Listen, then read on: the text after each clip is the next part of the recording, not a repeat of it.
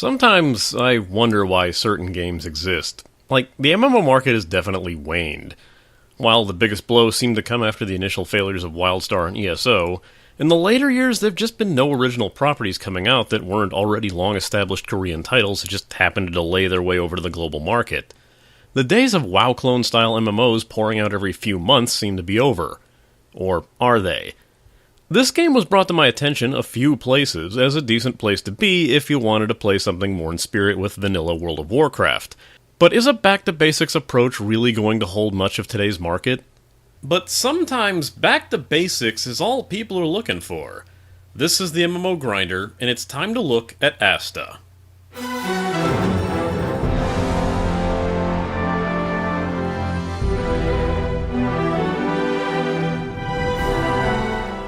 Asta didn't come out that long ago, but you definitely could have fooled me. It got an open beta release back in March of this year, while only becoming officially launched with its first expansion just this month. Featuring plenty of gameplay tropes made famous by WoW's popularity, like 2 factions of war, tab-target combat, talent trees, and hub-based questing, beyond Asta's Asian theme and setting, it does very little to stand itself out from the WoW clone crowd. But for some, that's not a bad thing. Let's iron this out and see where you stand.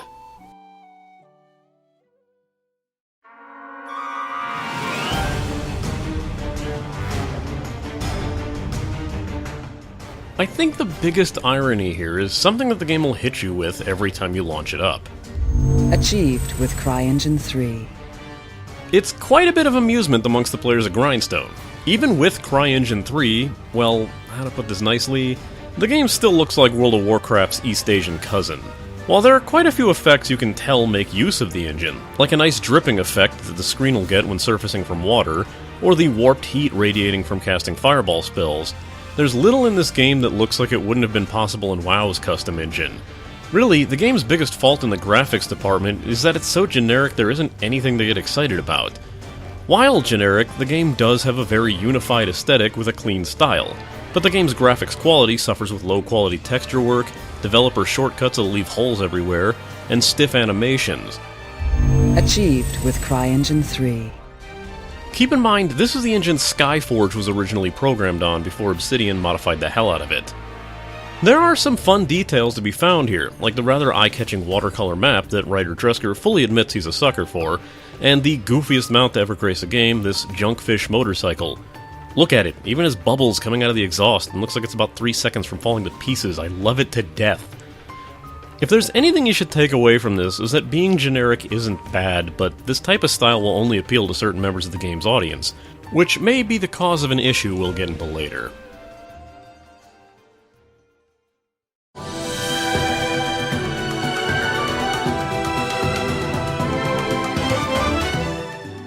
This soundtrack is what I like to call an out-of-game soundtrack. You know, the kind of soundtrack that sounds better outside of the game, as the in-game tracks tend to play out too muted, or just end up being distracted by the sounds of combat, so it's harder to appreciate it. It's highly orchestrated and expectedly East Asian themed. The soundtrack is quite nice to listen to if you're into that sort of thing, but half the time we barely noticed it was playing. It's odd because a lot of the tracks don't really lend themselves well to mere ambience, but somehow it just seems that way when you're playing it. Sound itself is fairly typical and pretty loud. Combat tends to drown out everything. It's mostly heavy impacts, especially for spells, so that whole aspect is solid. What is not is WebZen's special blend of voice acting. Remember the woman that I dubbed female Christopher Walken from the Iloa review? Suddenly, someone attacked me from behind. Unprepared, I fell back onto the ground. She's everywhere in this. She voices NPCs, bosses, the female human player character. Basically any female character that WebZen bothered to translate is dubbed with this woman's stilted, wooden, forced delivery, and it's absolutely amazing. The male NPCs are slightly more varied, but hardly that much better.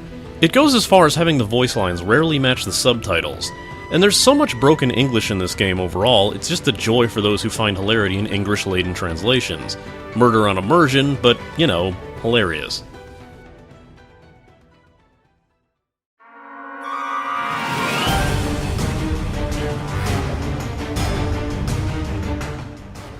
Starting out, you'll be greeted with the hardest boss fight that the game has to offer, the endless struggle to try to make a secondary login password by using the in-game keypad. It's no joke so wonky that trying to enter anything can leave you frustrated, as it spam clicks and adds several presses of the same button instantly. You then have to enter the exact same passcode again while still having the same issue. But thankfully you can just press whatever button you actually want to press, and then press delete to go back before trying to enter another. This issue will vanish after this screen, as the number pad will work perfectly fine from here on in. It's just an amusingly frustrating experience to get the proceedings started. After defeating the number pad boss, you'll be asked if you want to play as the Asu or the Aura.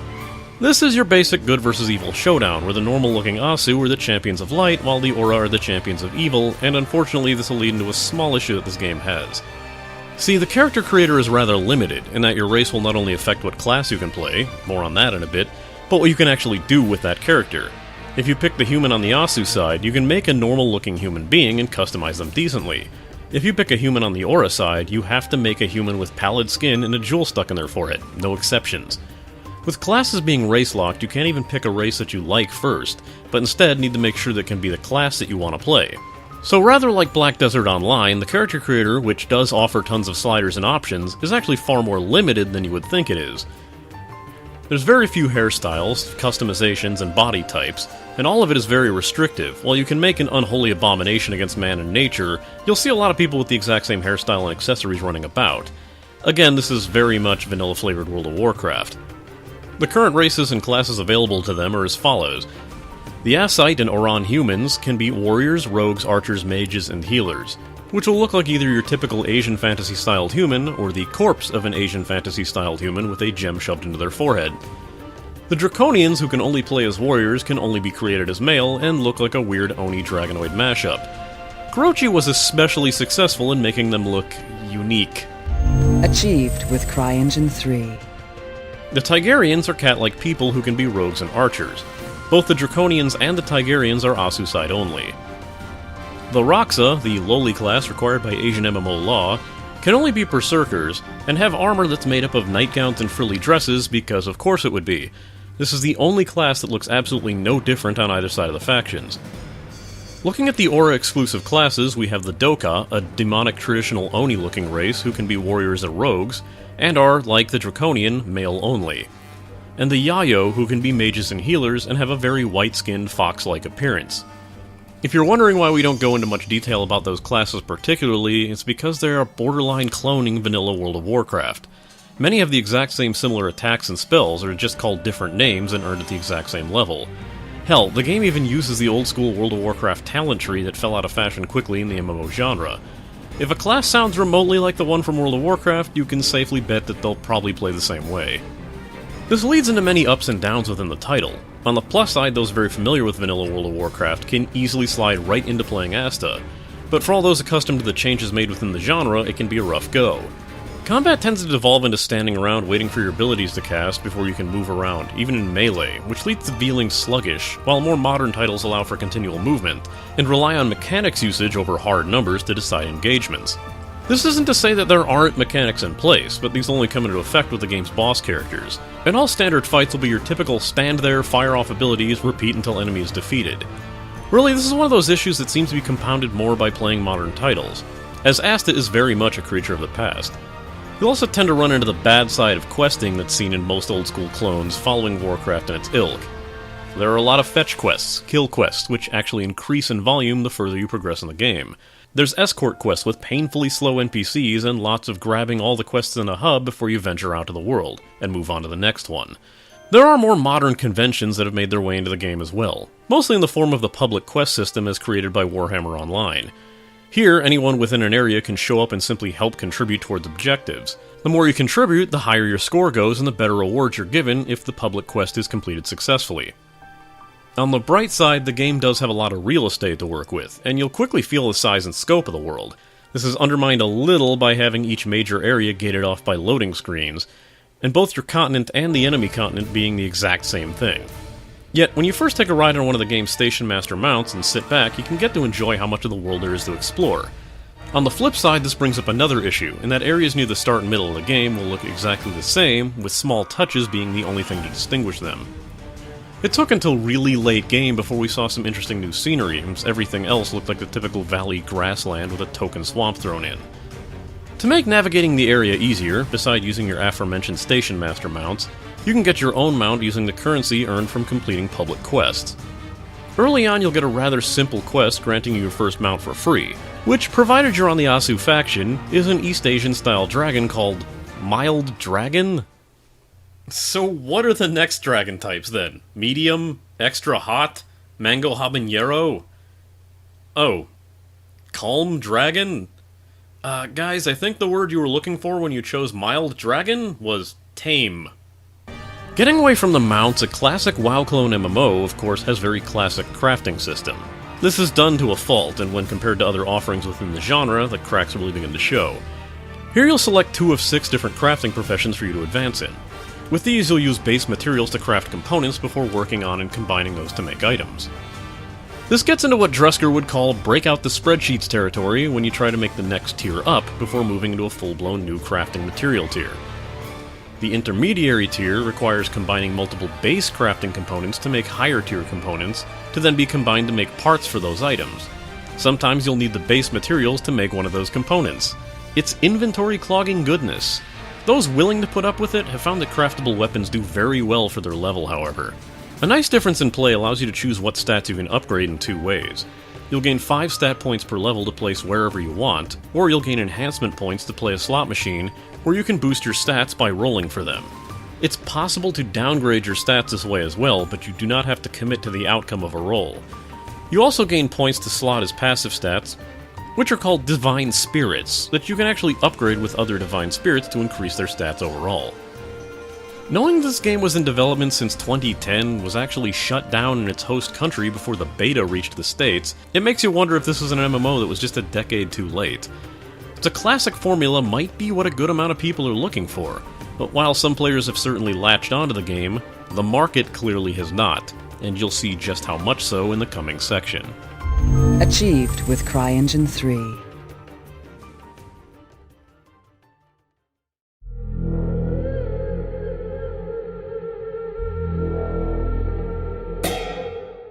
Right off the bat, you'll notice this game's most glaring problem. This thing is all but abandoned in the starting areas, and we were lucky to see actually 2 other people playing the game at all.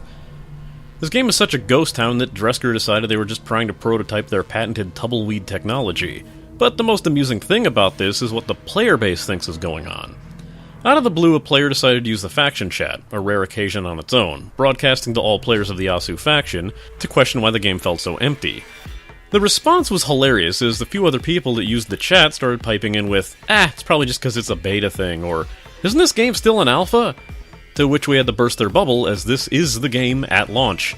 Starting with the expansion pack that added the Berserker class, the game was officially launched, and judging by the sheer volume of empty landscape, it seems no one even noticed. Hell, it's hard to get over the fact that the players actually playing the game didn't even realize they weren't playing in beta or alpha, and this was indeed the finished product. We can't speak on the endgame levels of players, but judging by the fact that faction chat is populated by a total of 6 unique people at a time, and the zones all feel abandoned, and that we're apparently on the far more populated of the factions, it's hard to shake the feeling that this is the MMO everyone ignored.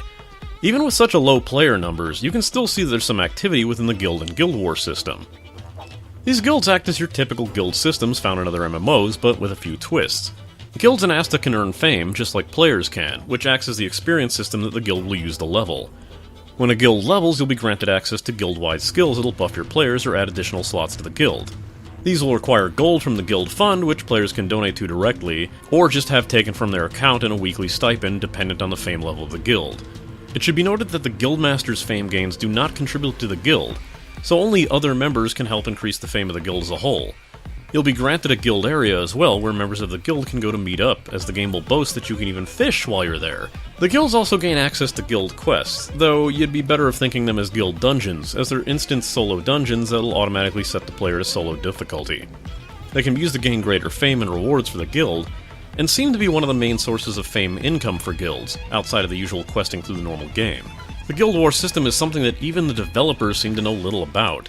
If you try to look up what the system is on the Asta official website, you'll be met with the message, "This guide is not yet available." What we could piece together from the game itself was that the Guild War system acts like a bracketed PvP tournament, where 8 guilds, 4 from each faction, battle each other in a 1v1 guild arena with capturable objectives, until the standing is whittled down to the final guild from each faction, who fight to claim the Guild War champion. After a while, the board is reset and 8 more guilds are chosen. But given that the last bracket has many of the same guilds as the current bracket, there doesn't seem to be much wiggle room to get into the standings. Please note, if any of this is wrong, well, information about the Guild War system is incredibly sparse, to put it mildly. If you aren't part of the guild, there is a usual array of PvP options, ranging from battlegrounds to dueling arenas, and even class-based arenas, where you try to fight others of your class to be ranked Supreme Healer NA or whatever class you've chosen. Outside of PvP, you'll find a public quest system very familiar to players of Warhammer Online. Randomly scattered throughout the world, you'll find areas where special mini-stories are being played out that tie into an overarching plot. These quests are broken up into several stages, though the vast majority seem to be 3 parts, and will grant you a ranking dependent on your participation within the event. Higher participation will lead to greater rewards when the entire public quest chain is finished, and everyone can participate, though it should be noted that only players whose levels fit within the recommended range will earn the special Tide coins that are used for getting mounts.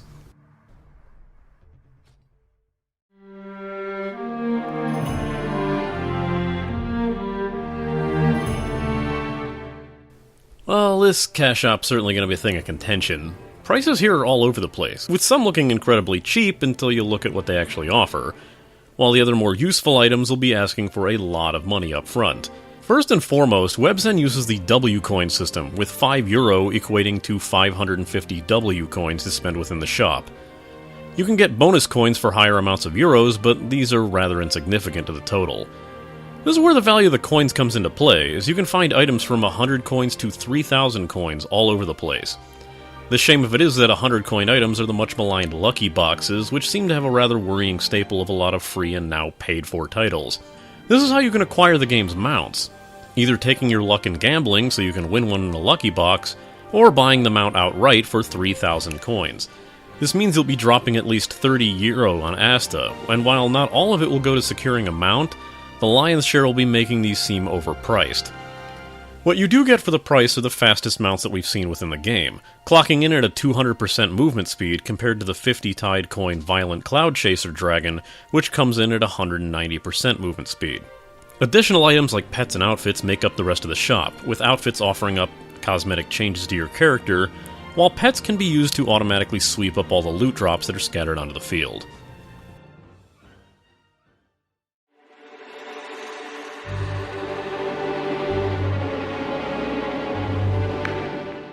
While I was told this game was a game that felt like generic vanilla Warcraft in a good way, Grindstone wasn't entirely on board with that. I can definitely see the appeal for those who enjoyed WoW in its heyday, but those who are done with that kind of game likely won't find anything to drag them back here and keep them questing. Here's my final rating. This is one of those games that knows that there's a market for the classics. Nostalgians might have proved that after all, and the simplistic approach to so many gameplay aspects might draw in players who were intimidated by the more complex MMOs, even if this game offers up a bit more bells and whistles than WoW's first iteration. Depending on who you'd ask in Grindstone, bosses might seem like a mixed bag, but rarely did I come across any instances of tank and spank that played this genre early on. And there's plenty of mechanics to learn in boss fights that will keep you on your toes, especially if you're not the type to enjoy just standing in one place and spamming your skills. While an East Asian aesthetic is hardly new, it's unquestionably a game that's designed with this whole look in mind. Nothing in the game looks out of place, save for maybe one odd decoration over a tunnel, but overall this seems like a unified livable world that balances the line between fantasy and reality, while remaining very colorful throughout. While you can earn the Soulstone currency to unlock bag space in the game without paying a dime, you might just find it easier to drop a few bucks to purchase the extra space outright. Though the game thankfully didn't take its bag space idea from World of Warcraft, you can still find yourself limited pretty fast if you don't open up a row or two. Otherwise, your standard cash shop items are here. Cosmetic outfits and alternate mounts, but remember, they are a bit pricey, and you can choose the rental route with Soulstones as well. This is really where I want to put most of the focus on in this section, since as much as some people might really enjoy a back-to-basics approach, this is also pretty much a dime a dozen MMO with very few bells and whistles to tell it apart.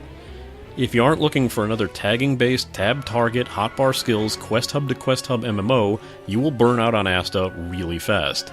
You've probably made up your mind just watching this, and no amount of people telling you it gets better if you keep playing is gonna fix that. Unless you find it absolutely hilarious, the translation is actively working against you.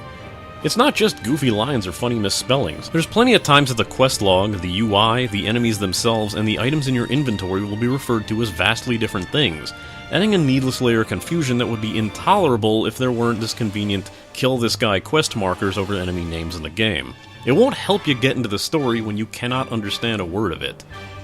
Achieved in CryEngine 3? Really? I feel like the phrase should be more rushedly patched into CryEngine 3, as so much of these graphics don't look like they were remotely designed to be in this engine, and such an engine is betrayed by these inflated empty worlds. Textures stretch to pixelated glory and jerky, unfitting animations that'll keep you from really appreciating the game's aesthetic. It's one thing to fault a game for a graphic style, it's another to see a game that uses a modern engine to create something that looks like it came out 10 years ago.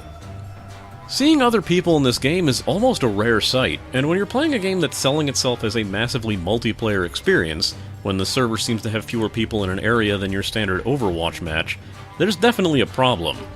You'll be soloing public quests constantly, and while some of the odder design decisions are alleviated by a sparse population, like NPCs will become non-interactable until their scripted scene plays out, the overwhelming feeling of loneliness will get to you if you're not playing alongside others.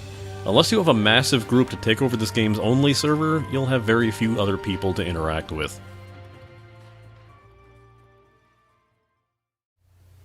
Next time, we'll be going over a game that I already looked over a bit in another show, but we'll be giving a far deeper look to. Provided that game will let us.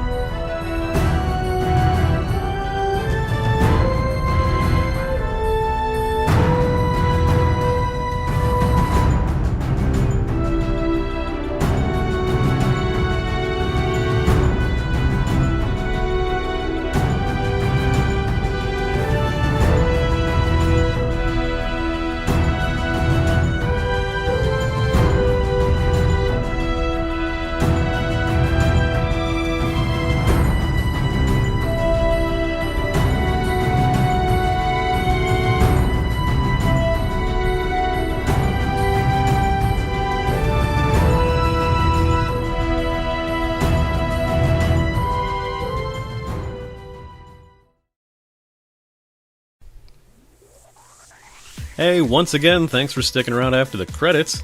If you missed my last episode on Overwatch, which surprisingly isn't getting as much views as I thought it would, you can click on the left window over there. If you want to check out the right window, there's a side quest I kind of skipped over on the last one to talk about the game Paragon, which is like a MOBA blend, more like Smite, but then again being compared to Overwatch, because, you know, every shooter coming out now has to be compared to Overwatch. Even Doom. Seriously, what the hell's wrong with these people?